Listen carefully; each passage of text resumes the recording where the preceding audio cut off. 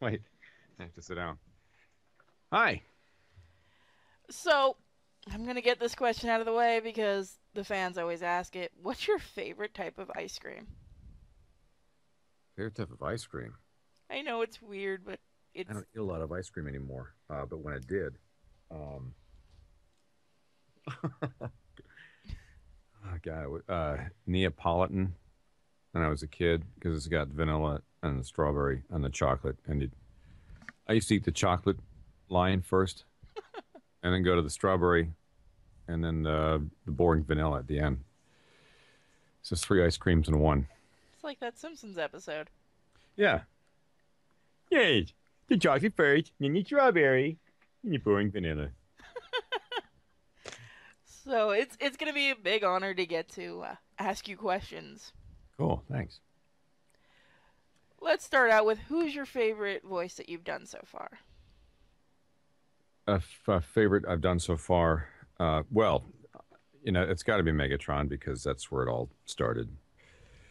Really, 94, 93, 94, long time ago. That's a lot of fun. That was a lot of fun. Still is. Still is. I remember growing up watching you as Megatron and just loving it, especially when you did the yes. Yes. Yeah. Still like to bring him out to play. Now, there's already been a trailer, but there's going to be a Ratchet and Clank movie. How does it feel to get to bring Clank to the big screen? Nervous, nerve wracking, because we're all in our own little club and a little world there doing the games, and they were fairly successful, and now the pressure's on. We James and I know what we're doing, and we're looking forward to. We have another session coming up actually soon to record some more dialogue with the movie, and they're still tinkering around with the story, and we hope it's all going to be great, and it should be fun. But it's nerve wracking because we're the main characters, so we can't hide behind anyone. Well, technically, you get to hide behind Ratchet, but Yeah, yeah, that is true. Absolutely. now you played heroes, you played villains. Which do you prefer playing? Oh, villains. Villains are fun because it's fun to sort of go and find out what's in that part of you. You know what I mean? You get to be more of a dramatic and silly. Yeah, you can. Megatron was great because it was like Shakespeare in the way they wrote it. It was very much like Shakespeare. Like, if I do this, this will happen. But if I do that, then this will happen. Ah, yes, therein lies the rub. It's what do you call it? It's debate between oneself.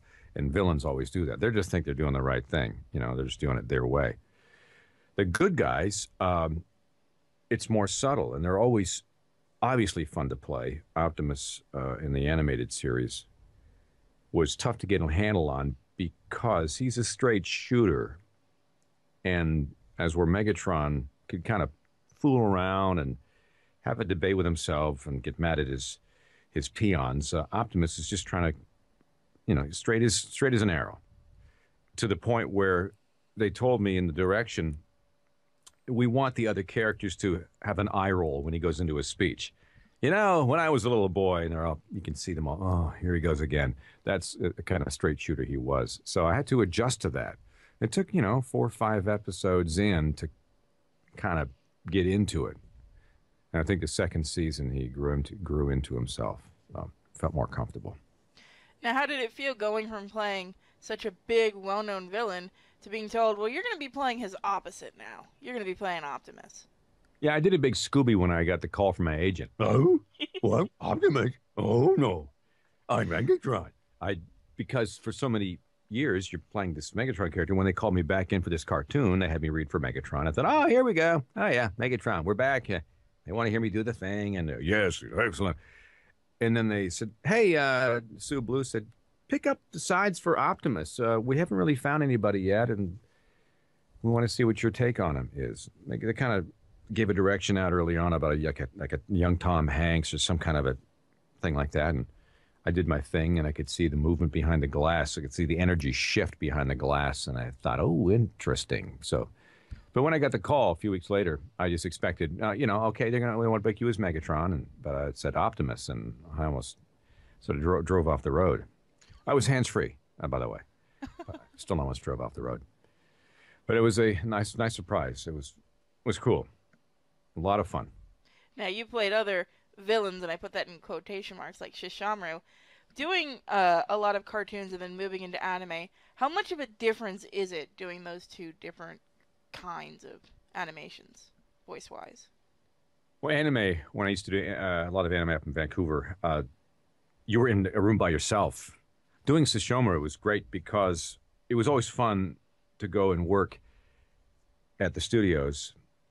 And Carl Williams was a director, and Toshi from Viz was there at the time. And it was just old home week. Every time we went up there, it was a lot of fun, a lot of laughs. And literally, if they would have brought in an easy chair and reclined it and set the microphone up and I put a little blanket on, it was fun to do Sesshomaru because he really didn't yell a lot, right?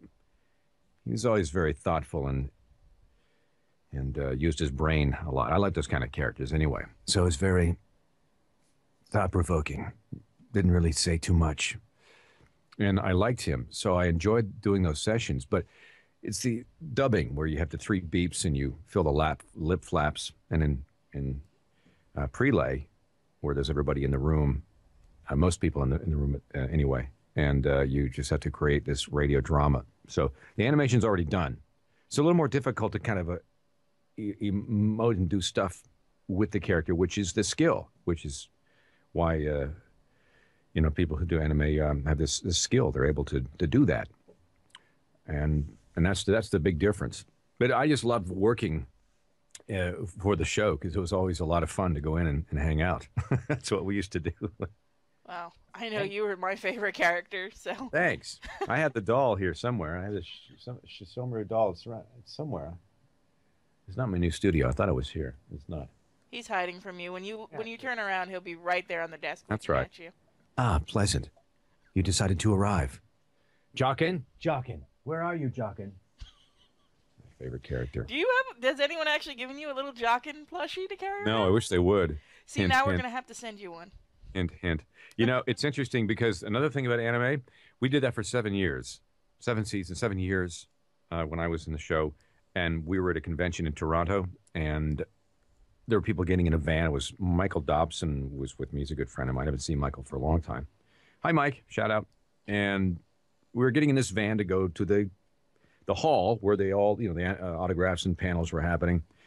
And then some girl gets in, and I said to Mike, who's that? He goes, well, you don't know? I go, no.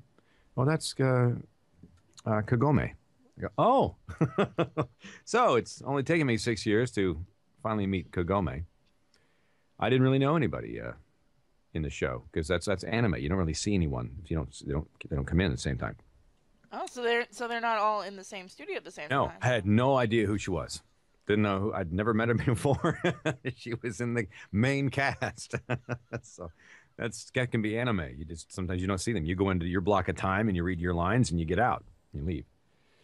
So yeah, it's probably kind of funny. I felt stupid. Now, speaking of conventions, have you had anything really, really silly at a convention? Oh, I signed a body part or two. Let me guess, it was the boob. Yeah, but not the whole. It was, it was. I actually didn't even look. I was like, no, I can't. It's like when I give blood at Red Cross. I'm looking away over here. I'm not. You do your thing. I'm looking at. So I didn't really. I I thought, what the heck? Who gets a chance to sign a boob? And I thought, well, I'll take that chance, but I don't want to linger. Hey. What else? Let's see. There's been some. It's all been great. Everybody, like Billy West and I were talking about doing conventions. I'm doing one in Minnesota this coming weekend, Metacon. I don't do a ton of them, but I like to spend as much time with the fans as I can because they've given their time, they spent their money, they watched our shows. At least we can do is sort of hang with them for a minute or two, at least, just to kind of create that bit of a bond and stuff. There were some very touching moments at conventions in the past doing BotCons where we were on a panel and there was a mother who got up and asked a question. I just want to say that you guys, we just think you guys are great, and we all felt, oh, you're welcome. And my son was in hospital and he was very ill. I can't remember. It was a serious situation. And so she said she sort of started to tear up and said the only thing that sort of kept him going was watching, Transformers, and then you had a big lump in your throat. I brought the little kid up to sit beside me for the rest of the panel. It was pretty cool. Aww. It's just there are moments like that, and you realize that, it's what we do is we provide. I used to think, I had friends of mine that were lawyers and doctors and things, and firemen and policemen who were important, and members of the armed forces. I go, those guys and girls, they got a real job. I didn't think really too much about what I did until those moments. And you realize, oh, wait a minute, we provide comfort and entertainment. We take people out of their daily lives if there's anything going on they'd rather not. It's the reason we go to movies, to get away from ourselves and to go put ourselves in a world, in that world. So I gained much more respect to the craft that we do and what we do as a group of folks, because for a while there, I didn't really think, I thought we were just kind of goofing around. So it means a tremendous amount, to meet the fans. Well, I know the cartoons, a lot of the ones you were in, that's what I grew up with. So they have a special place in my heart. Well, thanks. And I know. Yeah, I grew up with these guys I work with now. I work with Rob Paulson, and Jim Cummings. And my heroes. Tom Kenny, Tara Strong. I mean, I work with a lot of these people who are and still my heroes. And every time I'm in the room, we're working on Ben 10, and I keep looking over because, hey, that's Rob Paulson over there. All right, Rob Paulson. Oh, David Kaye. And my good friend John DiMaggio. I spent a weekend up in Big Sur with John and his new wife at their wedding, and it's a thrill just to be in the same area as they are, because these people are heroes to me. So that's the coolest thing. Have you ever just had to stop yourself from going fanboy around these people? Oh, sure. I'm one of the people that tries to just play it cool. I don't want to, and to the point where I wished I had photographs and autographs and things of moments that I've met these people. I really kind of, back off, and you're doing a show with people, and they're just like you. They're crazy and goofy and idiots just like we are. So they're one of us.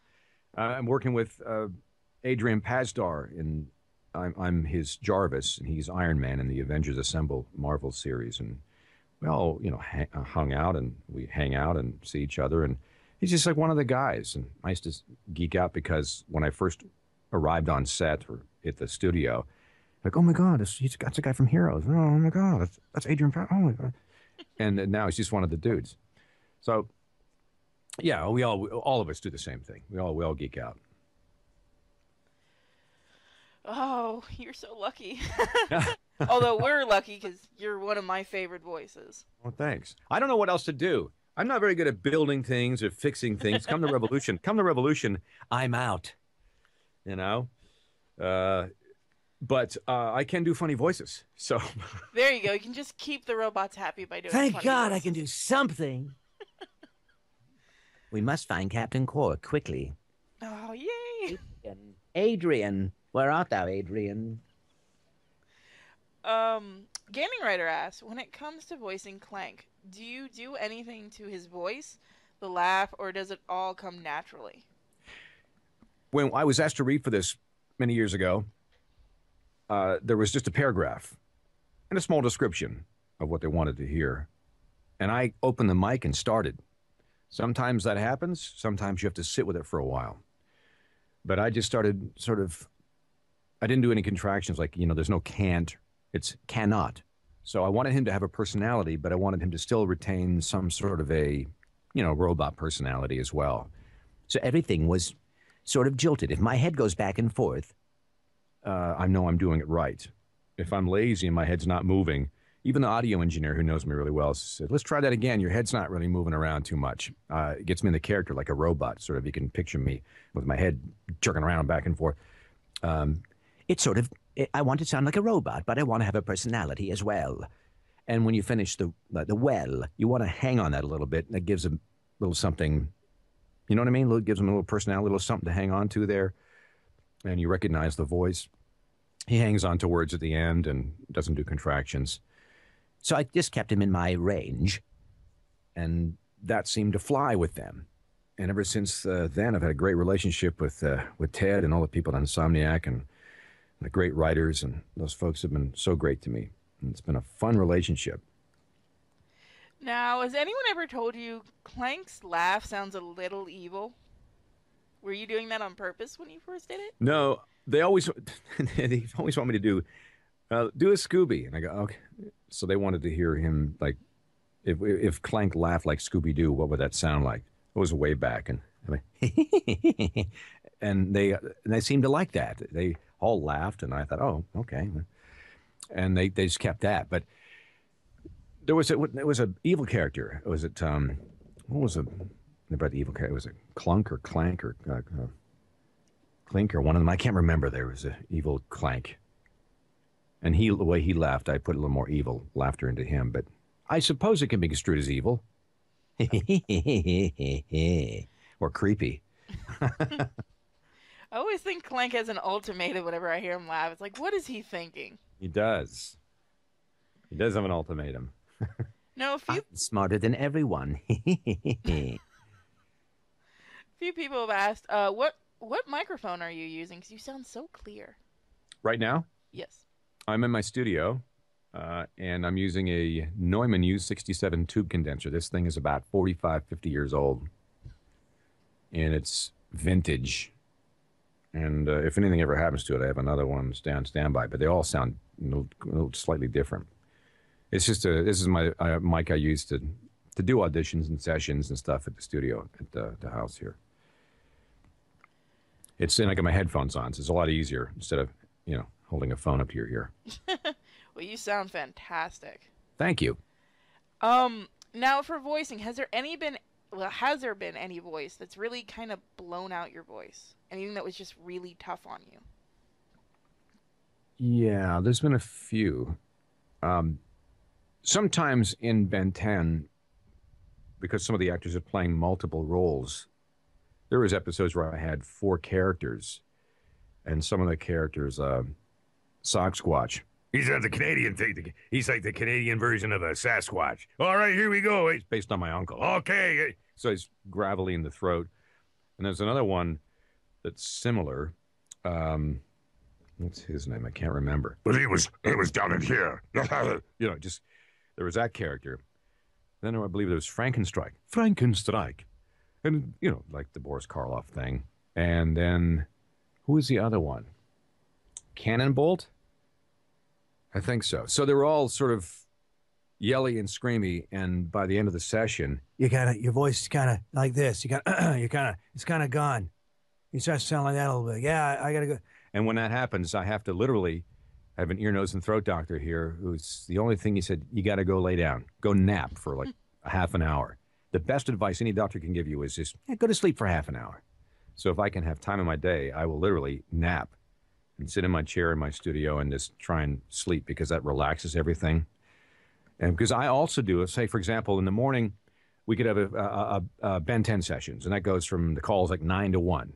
And we record, and we might be out by noon or sometimes sooner. Or if we have an extra episode to pick up, we might be closer to 1. Then I got to come back home, rush home, because I have television, radio affiliates I do the voice of all over the world, from Tanzania and Trinidad and Tobago and all over America and up in Canada. And so you got to do that. Then somebody can call from the manager's office and say, hey, we want you to scratch a trailer for this new movie, Top 5 with Chris Rock. Okay, so I got to do that. So you're changing gears all the time, all day long. And so I kind of got my hands on all these different pies, if you will. So it could be animation. We could be doing trailers. We could be doing commercial session. It could be a promo for television, which is different. So by the end of the day, most days, it's been not bad this last week and a bit. But sweeps has begun, so things are starting to ramp up with television. Your voice is kind of done. at the end of the day. And yeah, it can get raspy and the resonance is not there. And it's horrible if you have to do a cartoon and you're already like that because you haven't got that, especially if it's a Megatron. It has to have that down in here, close to the microphone. Yes, excellent. Commander Rat Trap, what a pleasant surprise. If you have no voice to do that, you're like, Commander Rat Trap, what a Commander Rat. You're trying to clear your throat. So it's really, you got to kind of take care of it. Does that answer your question in a roundabout way? Yes, it sounds like you never sleep except for that 1 hour or half hour in the day. Yeah, I do. I love sleep. I adore sleep. I like napping as much as possible. Some days you just don't get a chance. Oh, I see. So your interests are napping, sleeping, napping some more. Yeah, and sleeping. And but long no, walks I'm on the also beach. a gym rat. So I've found a lot at the gym playing squat. I do keep very active and physical, and because I can't sit for a minute. I can sleep for half an hour, but I can't really sit. I get bored or I get anxious. So my problem is just keeping relaxed, and that's where the voice has to be relaxed. If I'm uptight, you're not getting your whole instrument, into the action. I see. Yeah. We have Nova who asks, have you thought of doing anything like podcasts, similar to what we're doing now? Like me personally, Yes. that's been brought up to me. There's a I know I'm just one guy, but there's a marketing arm and there's a publicity arm. There's all these arms, and they're all telling me, you should do that. I always do Rob Paulson's voice for me. You should do this. You should do that. You should probably do this. And that's the voice I use with all these people that are telling me, my manager, agents, you should maybe, if you got time, you should maybe do a podcast. I used to be a disc jockey on the air doing radio, and at the time, I loved it. I don't miss actually doing it. I provide voiceover for radio and TV stations doing VO, but I still get kind of a Jones to do that again, to play like some my favorite music or create some kind of a podcast. I'm just not sure. I don't want to do a podcast I want to do something different. And because there's thousands, multi-thousands and I just want to do something different, and I don't know what that is yet. And if anyone has any suggestions, please. But I know. You could always come join us at the Sinners. Yeah, maybe so. We could do something like that. We'll do a yearly special, an Easter special, Or Christmas. 'Cause Or a that's my Christmas birthday. special. We'll do a little Christmas special. I'll sing a couple of songs, and we'll play. I'll do the Megatron voice and everything else. but I don't know. I may set up in my studio. I may do I may play songs. I may play my favorite song. I may interview people. I may invite John DiMaggio over and do his bender on. I really don't know what that would be, but I am thinking about it. Well, I'm sure whatever you do, we'll definitely come and listen. Yes, please. Now, Nova again asks, because he's the only one asking questions here. Everyone else start asking. Have you ever worked with someone that you just wanted to strangle, a director that just was frustrating you to death?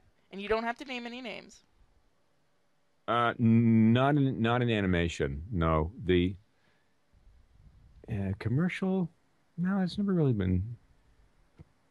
Oh, excuse me, too bad at all. Sometimes a smaller client will, and it's sort of typical.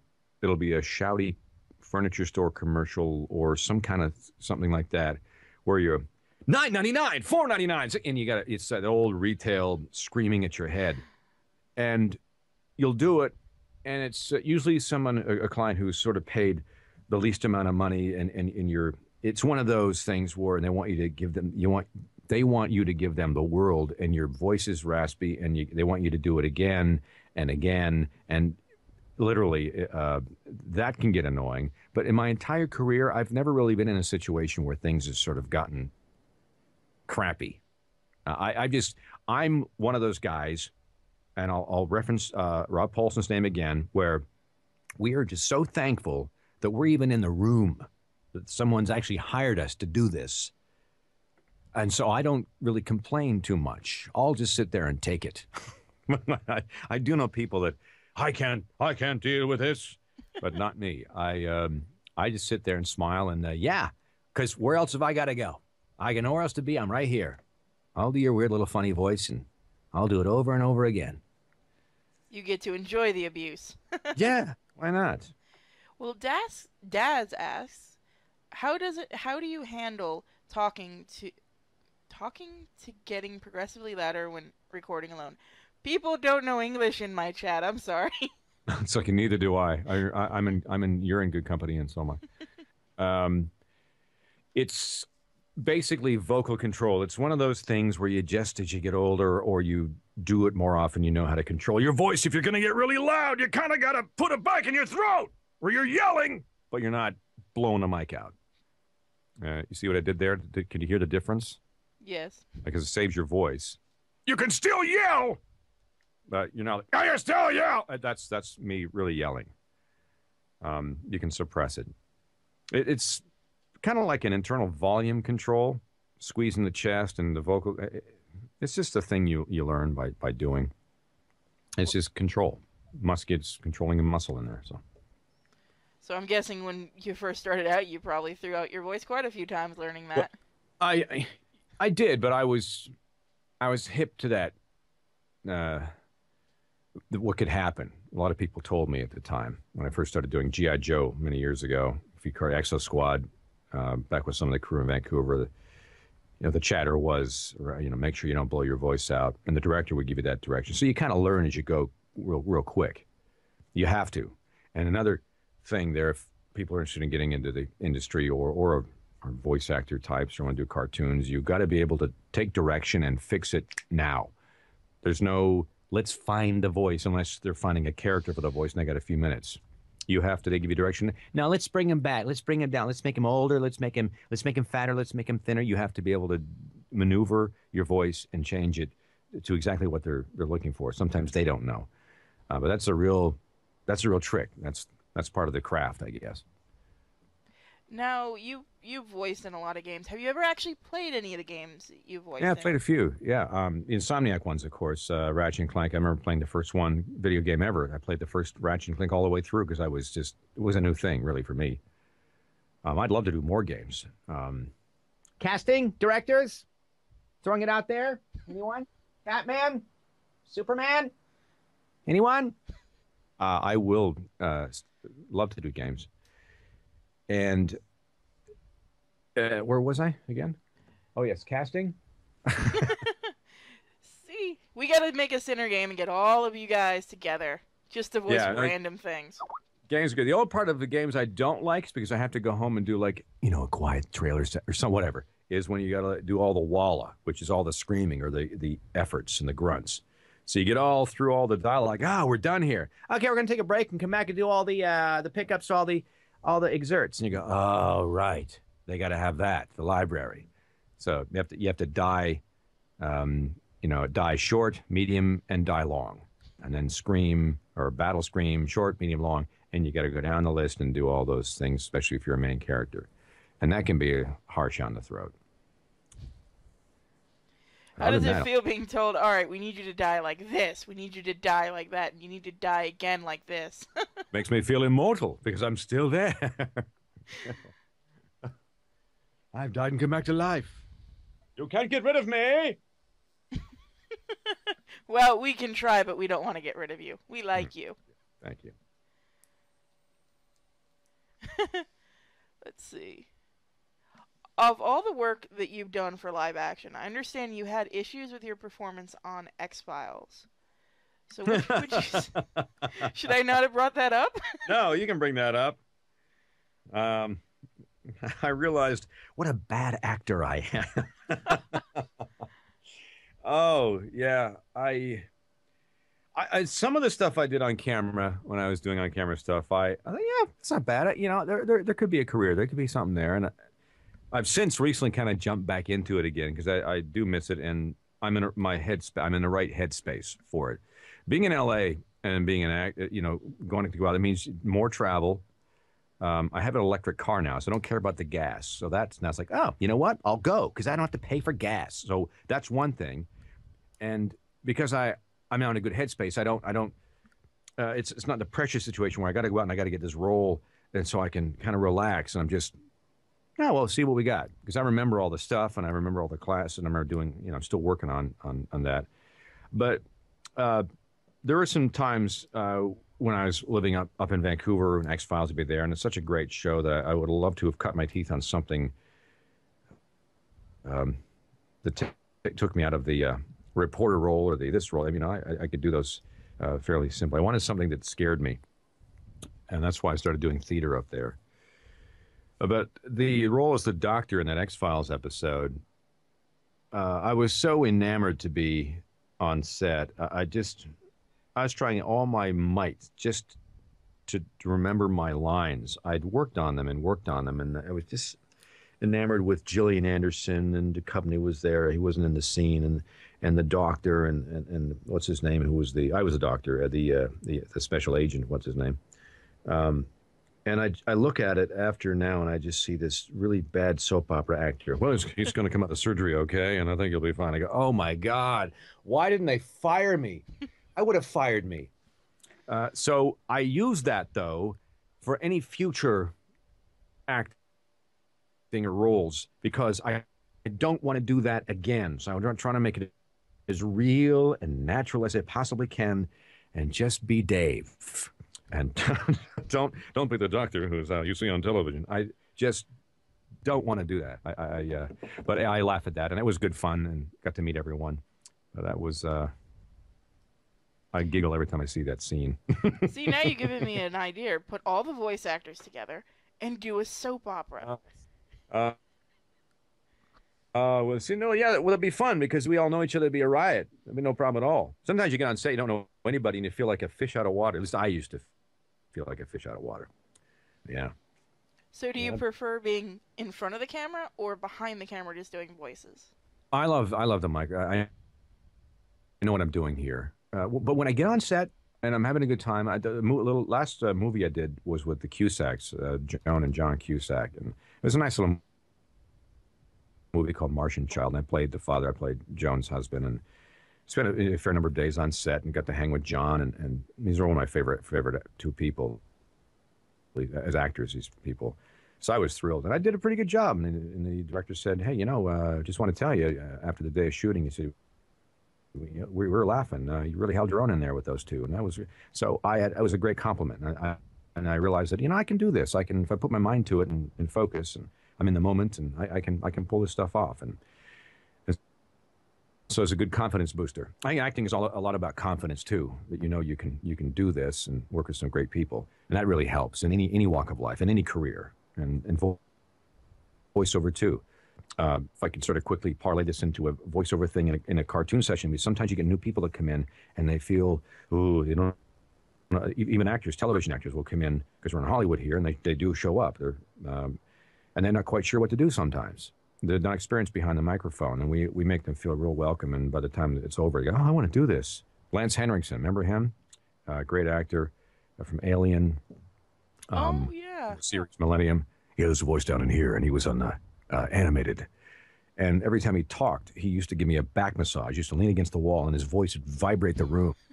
And he stepped beside me, and he kept looking over at us. We were doing, I think, you guys make this look easy. I love to do this. This is fun. I just said, keep talking, Lance, because I'm getting a great back massage. There we go. Keep talking. Yes. And it's just a skill like anything else. Again, tangent. I went off on a tangent, so I don't know where I am right now. That's fine. That's why you're here. Go on a tangent. Now, do you have any thoughts for anyone trying to get in, like what they should do to try to get into voice acting? I know I'm trying, and so is a lot of our fans. Well, here is a statement I'm going to make, and you got to understand it's coming from nothing but love, and I wish everyone well. It's the voiceover industry is loaded. It's loaded up. The competition is more than it's ever been before because of technology, because everyone has the ability to have a computer and a microphone and stuff. It is full. It is, and it's getting fuller all the time. There's some casting sites, Voices 123, and what's the other one? Oh crap! They're gonna hate me. Okay, there's so many casting sites out there, and literally, you're prepared to sit by your computer and wait all day long. I mean, they get the submissions they get in the hundreds and hundreds, and you have to be kind of first in. And if you're in a room when you're reading, for example, you're in here in L.A. and I'm going out for a part. Oh, who's in the room? Oh, there's Rob Paulson's there. Oh, there's Jim Cummings. Stephen Root. Oh, of course, who played Chode in one of my favorite cartoons. I bet you don't know which one that is. The purple. What's that one? The space one, the goofy one. He was in the movie Office Space. He was the one my stapler. Him. Stephen Root. So you got a brilliant actor. So you're walking into that, and I'm like, what am I doing here? What the hell? So, but you belong there. When you're asked to play in that group, then you belong there. So to get into that, so you can't be intimidated. You have to listen to what people are doing. Take some classes. Get into acting. Improv is a real big thing. My mind is just not sharp as it could be, but always be trying to. You have to have the skills to pull that off. And a lot of times now, where you're getting cast because you're on a TV show or you're in a movie, and if you're a celebrity or a star. You can do very well in cartoons. So you don't have to be a journeyman like me. You can walk in and go, Okay, where's my microphone? Where do I start? I'm a movie star. Yeah, so that you're just, my long answer short is you're jumping into an industry that's pretty full, and you better have some mad skills to compete these days. Back in the day, in the 80s and 90s, man, you could, it was great. There's a little voiceover area where people really didn't know who we were, and it was we were making all the money and doing all the shows, but now it's, of course, blown up and expanded. But they're always looking for new people. We put that number one. They're always looking for new people. So there you go. Now, how does it feel with all the big movie stars coming in doing movie animated voices instead of just regular voice actors like you guys? Does it kind of get frustrating? Oh yeah, sure. Because sometimes but that's the way the business is. That's the way it is. But what I don't want to hear is how easy it is. It is. Oh man, we walked in. It was so easy and all this stuff. I did a cartoon and isn't it wonderful? It's not. It's tough. It's tough work. It's got to sound. To be a journeyman voiceover guy in this town is it's a lot of hustle. You gotta be good at it because sometimes you'll scratch the part and then they'll just get Seth Rogen to come in and do the part anyway. Nothing against them at all. They're good at what they do, but that's just the nature of the beast, and that's the deal. Now, Dazai asks, what is the best recording settings when you're alone and have to handle your own audio levels and stuff? You hire an audio engineer to set up your stuff, and don't touch it. I have a guy, George Whittam, who is he basically set this whole thing up. He suggests equipment. Oh, you should get this, or you should you tie into this, or he incorporates what you have and creates a mic chain. So the settings, you can see. I have some vintage gear here, and I still go through that because it sounds warm, and I just love my sound. But on the road kit, I can do in my car. It's all digital. It's a laptop. It's a little interface with a computer and a Sennheiser mic with a mic arm, and I can go anywhere as long as I have kind of a quiet space. Even the Sennheiser, the shotgun mic, you're going to talk right into it. It's not going to pick up a lot of noise around if you're in a pinch. You got to record something, and you can get software now that can emulate any what do you call it? Any of the equipment. So you can get like one piece of software and a laptop and a mic, and you can record into that, and then you go through the processing of the software, and you can make it sound like you're recording on a U67 Neumann tube condenser through a Neve 1066 preamp and out through an LA3A limiter compressor. Do you understand that? Microphones work good. Yeah, but yeah, they'll get what I mean. It's you can do it with software or hire a guy to set it up and then don't touch it. Walk away. Turn the mic on. Now, do you have any voice exercises you use or that you recommend for anyone doing this? The only thing I do if my mouth is not working, sometimes you feel kind of like a lazy mouth, is you get the two fingers in the you start with one and you're trying to articulate every single syllable. Like do the alphabet A, B, C. And when you do the B's, and you get two fingers in there, and then by the time you go through the whole alphabet with your whole fist in in your mouth, your muscles are warm, and you find you will articulate that much better. I use that a lot. Anything else, it's just a matter of good rest, being physically active, being able to, to bring it, keep the muscles loose in the neck, and less stress, and that seems to help. See, now I'm afraid one of my fans is actually going to try putting their fist in their mouth and talking. Yeah, now we're going, I'll close your. But I tell you, when you do that exercise, you start to talk a little crisper. It's amazing. Now, have you ever considered doing voice coaching and teaching for people? No, not yet. I've done a couple of things like workshops and things. I've been asked. I just get precious with my time. Like the weekend comes around. One of the reasons why I don't get a chance to do too many conventions is when Friday comes around, like, oh, I'm done. I can shut off and do my thing. It takes some time in weekends. I, at the moment, don't have a ton of time. So, but it's not out of the realm. Well, I certainly hope you come to a convention here in Florida. We'd love to come see you live.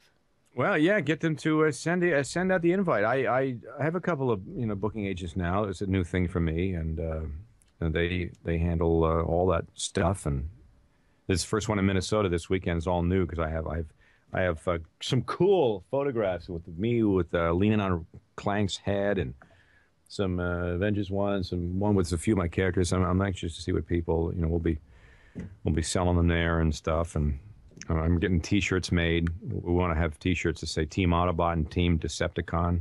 Oh, awesome! And have the yes on it. We're designing T-shirts and that, and a few bits of swag that make it special. I think if anybody wants to do, I'll do like a voice. What do you call it? The phone message, your iPhone message system. I think that's available too. I'm getting used to all this stuff. I'm kind of even though I've been around for a while, I'm a newbie when it comes to these conventions. I think maybe they're just afraid to invite me because I really don't know what I'm doing. But I'd love to see Florida. Yeah, I'm there in a heartbeat. Yeah, we'll have to talk to you after the interview about that, because we're going to have to get you to one of the cons here and then bring you to lunch. Our treat as a Sinners. I'm in. Let's do it. And we'll bring you ice cream because everyone seems to want to do that in our group. Ice cream. Well, it can't be Neapolitan. It's got to be something cool. It's going to be some weird ice cream. We'll find you a wasabi flavor. Yeah, I don't mind that. Sure. Wasabi ice cream eating challenge. I'm sure we can make that a thing. Yeah. Let's see. Desai asked if he remembers the advice you do you remember giving advice to anyone? Yeah, quite often. On you mean on voice acting and stuff like that? Yes. Oh yeah. Yeah, lots. Is there anyone really famous that you've given advice to, and then afterwards you're like, I just gave this guy advice? Oh no, you mean in that case? Oh no, I keep my mouth shut. If they're famous, I don't say anything.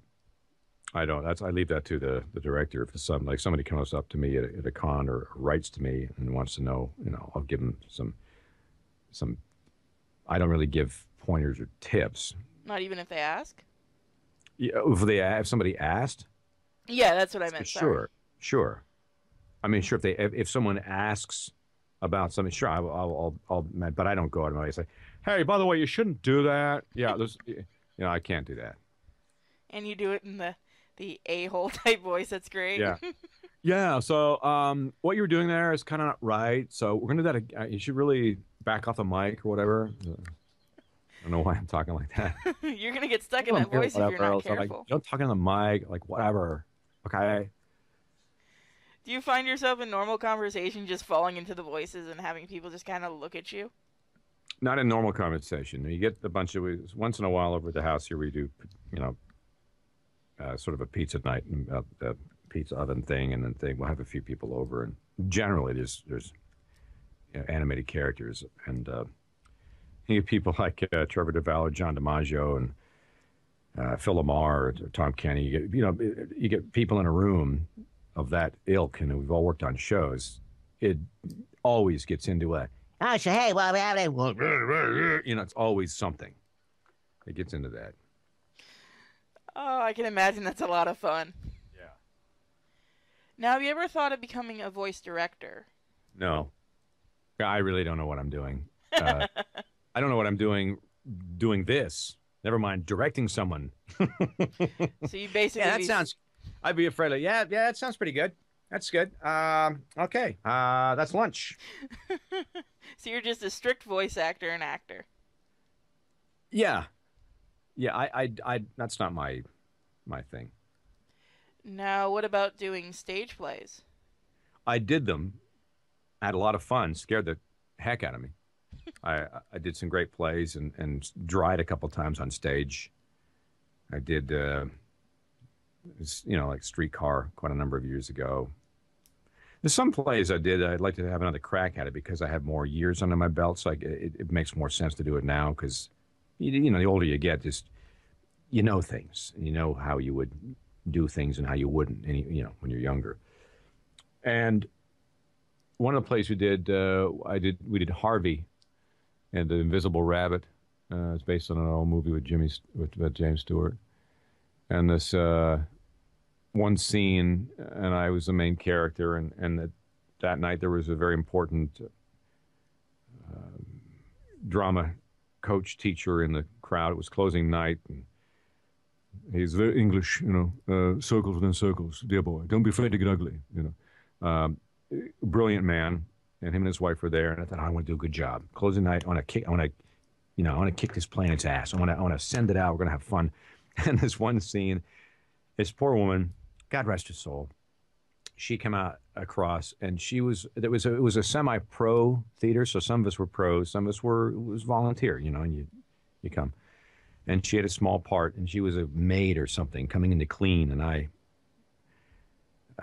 remember looking in her eyes, and she had one eye that sort of went one way and one went the other, and she was a sweetheart. But when I look at an actor, I want to see the eyes, I want to connect, I want to feel something. And I looked at her, and all I could think of was deer in headlights, and where is she looking? I don't know. And then I lost it. I had dialogue. It was gone out the window, and I had to get from the one side of the stage all the way to the other, grab that prop, and get off. And all I could think of was at the time was, yeah, I got to get over to the desk. Because I need to make a phone call because I saw a phone. So I slowly walked by her and then, got off the stage. And in the second act, it took all my energy, all I had, just to stay in, just to hang on, to try and remember the words and to be present because that just screwed me up terribly. And it was a closing night, and I was just really pissed off that happened. So that scares me, and I'm reluctant to get back on stage again because, honestly, I'm kind of scared to have that happen again. Now, that's a wrong attitude, all right? A true performer wants to get right back out there. But for me, I'm just going to let it sit for another maybe year or two. That was tough. I can imagine, but at least you can look back and laugh at it. Oh yeah, I was laughing all right. Now, do you have any hobbies other than, of course, voice acting? Even though it's your job? You're not going to get this. It's squash. I'm a squash fanatic. I play the sport. It's just a habit. It's a great game. Love the game. I'm a ardent Kings fan, which they lost tonight to Pittsburgh. Congratulations. And I watch a lot of basketball. I like this sports stuff, but I'm also love collecting comic books, reading comic books, and being my age, I'm a bit of a wine nut. Had my 50th birthday up in Napa Valley, so that was kind of special. Those things are completely different from the industry. They're with people that are not part of the industry. My wife, she does all this sort of the financial stuff. She's not part of the industry. There's very few people that I hang out with that are actually in the industry itself, because I like to sort of, when I'm not doing what I'm doing, I want to be doing things that are completely different or outside the realm. because it's healthy. I can't be in doing this and talking about it 24/7.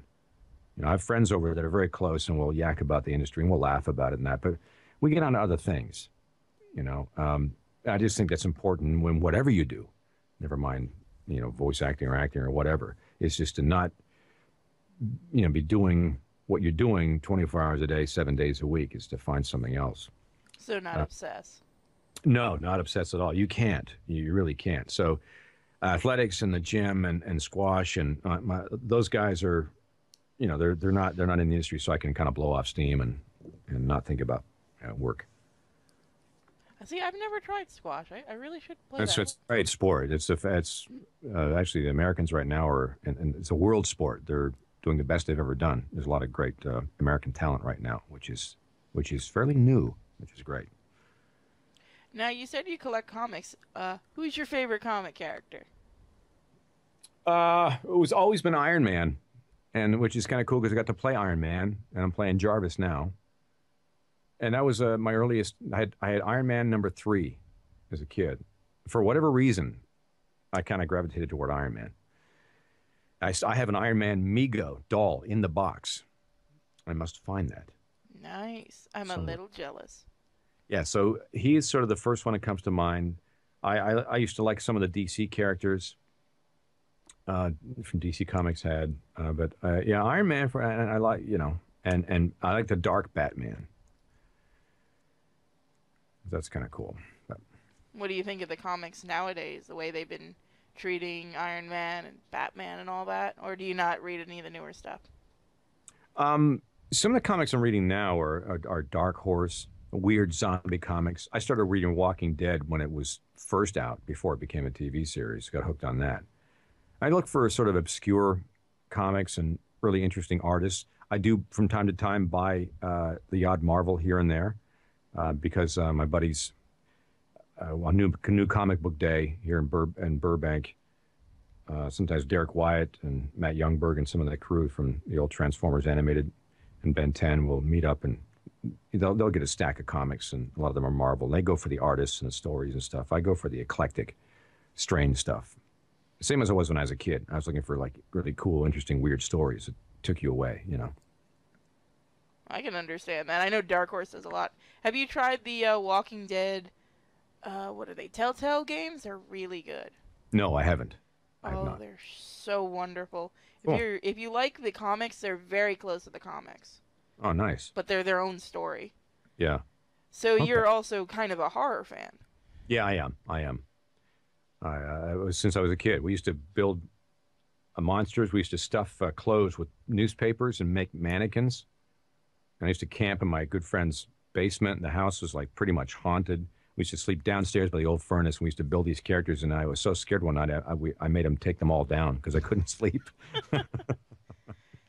So anything creepy like that is cool. What Yeah, do you think of how the horror's been as of late?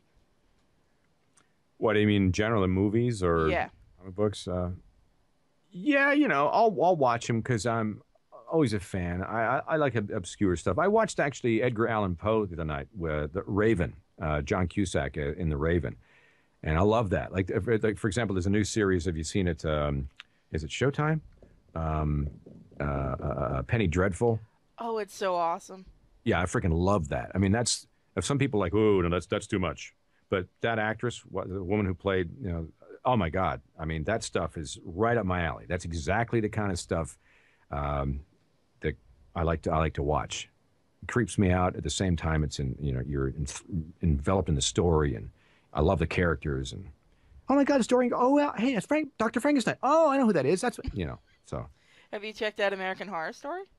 not yet. I'm waiting. My daughter's the one who said you got to watch it. I want to start watching the whole thing. There's so many shows I'm sort of going through right now. I'm still trying to finish Sons of Anarchy. I'm still trying to finish a few other shows that I want to get through. I mean, but I love that stuff. You'll definitely like American Horror Story. And the good thing is each season they're kind of connected in a way, but not. So you can just watch one season, take a break, watch another one, and not have to worry so much. Yeah, that's what I hear. Yeah, that's the stuff that's right up my alley. I like that. Now, Redimus. Anything that happens in an asylum or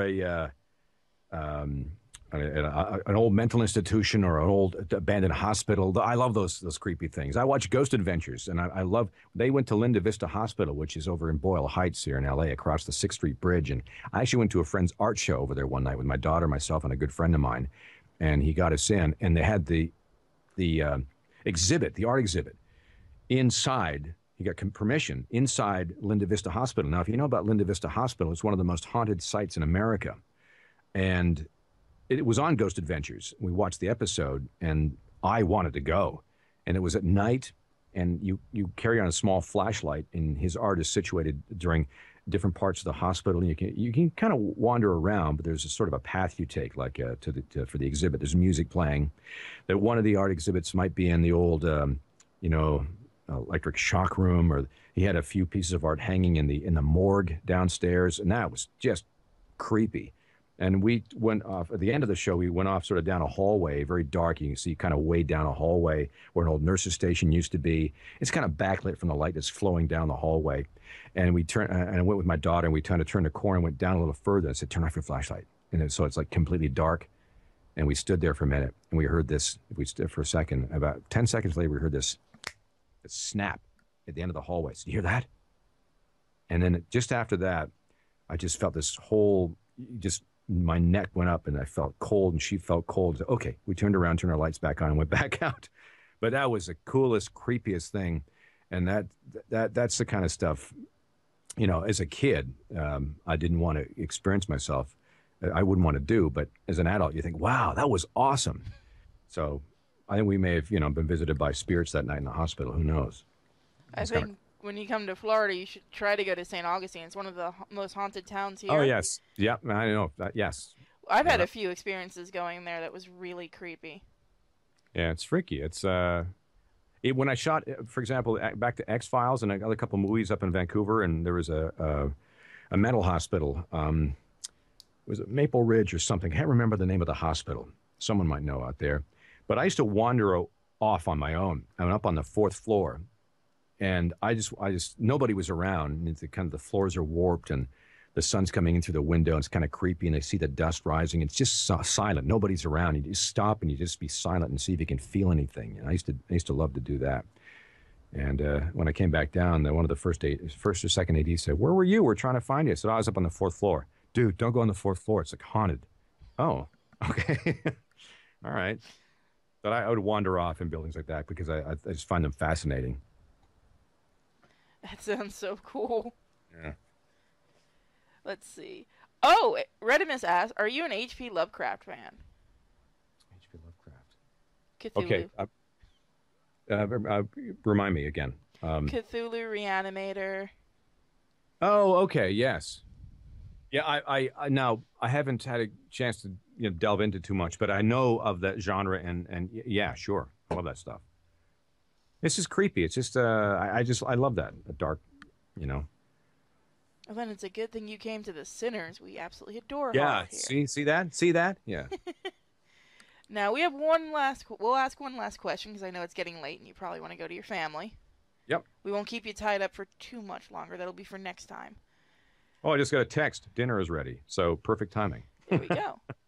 Has there been any voices that were really difficult to overcome and become?